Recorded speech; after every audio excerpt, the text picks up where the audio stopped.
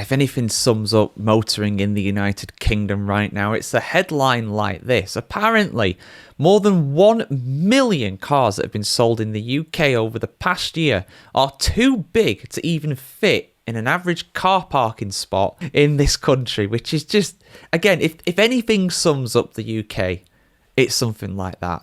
It really, really does. Now, who is at fault here is a debate we will probably have at the end of this video. But let's just go through this headline and the stats and the findings behind it, because I've spoken about how cars are so big these days, about how car parking spots have become too small because cars have gotten too big for them over the past, 20 years, really, it's properly accelerated. But in the last 10 in particular, it's been getting too much. But let's have a look at this, guys, because I found this article here on The Guardian, which very much does summarise this very well, in my opinion. More than 1 million cars too big to fit in parking spaces are being sold in the UK each year, and numbers are growing, researchers found. A trend for cars bigger than the average urban parking space means new vehicles are outgrowing towns and cities. Researchers at the campaign network Clean Cities found that in 2021 and after, 4.6 million cars have been sold in the UK that are bigger than a typical urban car parking space. Larger cars are more deadly in crashes than smaller ones, as they weigh more and have tall front ends that trap victims beneath them instead of knocking them to the side. They also pump out more toxic gases into the air. Oliver Lord, who's the UK head of Clean Cities, said, "Cars are getting bigger every year, while our streets are not. We need car makers to prioritise normal-sized cars that can be parked more easily and are less dangerous to people walking around. It's only fair if you want to buy a massive SUV that you should expect to pay more for the space that it takes up." Large SUVs, which are even more than 1.8 metres wide or 4.8 metres long, are becoming more popular despite being too big for most parking spaces, causing more potholes and posing more of a danger to the public. In 2024, a record 1.2 million cars were wider than 1.8 metres were sold in the country. Some cities are clamping down on cars that are taking up too much space.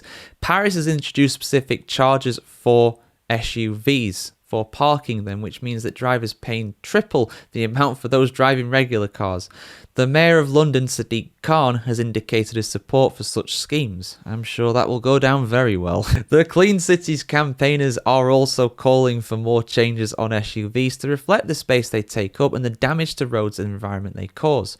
Harriet Edwards, a parent from Sutton, said, "It's not just the added stress of not being able to find somewhere to park, it's the sense that if I'm involved in a collision with one of these giant SUVs, that me and my family are far more likely to be seriously hurt or killed. If you cause more danger, create more potholes and take up more parking space, it's only fair that you pay a little bit more."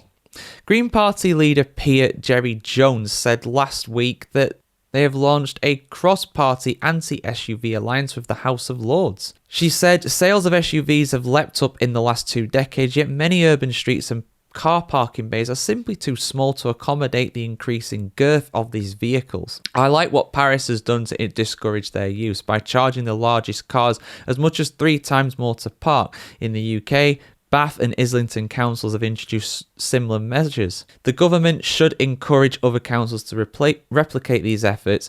SUVs pollute and are owned often by wealthier citizens at the expense of those in less wealthy areas. They feel safer to drive but are much less safe for any pedestrians and cyclists that they collide with." Oh boy, that is a loaded article there. We've got a lot of talking points there, but I'll try and briefly go over a few of them. So what they're saying is correct in terms of them causing more damage to roads because they're bigger, they have more weight, therefore they will do more damage to roads. Now, cars in general have got a lot bigger for many reasons I've outlined before. I did a video on it a good while ago. I'll probably link that at the end, I reckon. I will link that at the end of this video if you guys want to check that out, if you're on YouTube. If you're on one of the other social medias, dude, go just search it up, basically, you'll find it. The title of it's something like, "Why are cars getting bigger?" or "Why are cars so big these days?" or something like that. I did it last year. I thought we had an interesting discussion on it, so I'm interested to hear your thoughts in general on this as well. Now, cars in general, it's not just SUVs, but cars in general have got a lot bigger. They're a lot heavier. EVs are quite heavy as well. On top of that, that's all going to contribute to more potholes and more damage on the road. Now, SUVs, if they are an ICE car, if they're a petrol or a diesel car rather than an EV, in general, they will pay more when it comes to things like road tax because their emissions are higher, therefore their road tax is more. So they do pay more because of that. They pay more in general because their fuel efficiency is worse, so they'll pay more in petrol and diesel as well.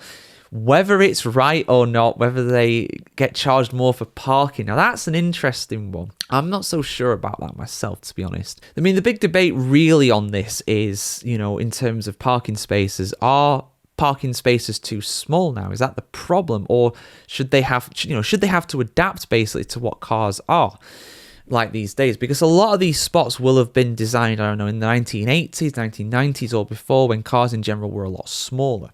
Not for the entirety, there were big cars back then. And I'm talking about in the UK here, for example, because this is a UK story. I mean, for people in America, cars have always been massive. Are they bigger now than what they used to be over in the States? Yeah. But I think the margin is not as great because we've only really had huge cars here in the UK for 20 years or so before. Like, you didn't really see SUVs. They weren't really a thing. We didn't really have what Americans call sedans and things like that. I mean, estate cars were kind of the biggest cars around. And even Jaguars and Mercedes cars from back then, they're not that big, really. Compared to cars now, they're not that big. So should car parking spots be adapted? Should they be made bigger for cars nowadays? Well, you can argue they should be, because this isn't a trend we're going to see change anytime soon.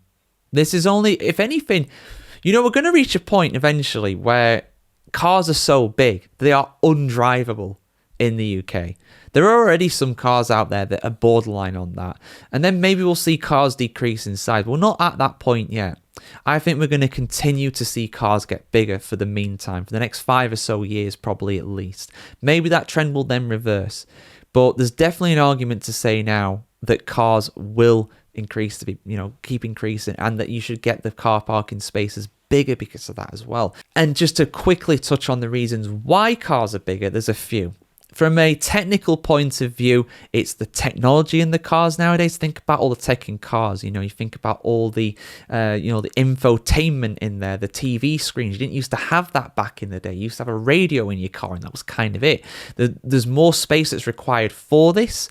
There's also more space required for additional safety things as well, such as accident prevention, but also things like airbags and just the general safety thing really with those. So cars in general are a lot safer than what they used to be. I do understand the argument on the converse side of things. If you make things heavier, then therefore they will be more destructive. And I understand that, I do, but I think in general cars are a lot safer than what they used to be.